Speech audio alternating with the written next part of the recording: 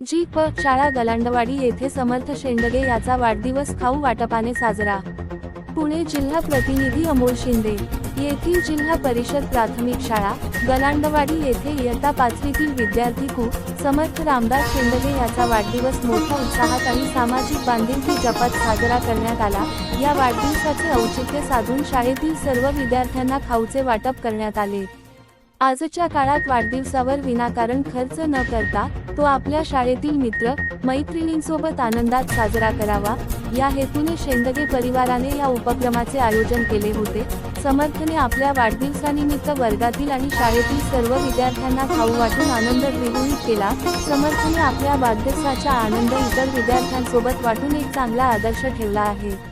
अशा उपक्रमांमुळे मुलांमध्ये आपुलकी आणि स्नेहाची भावना निर्माण होते असे मत शाळेतील शिक्षकांनी व्यक्त केले।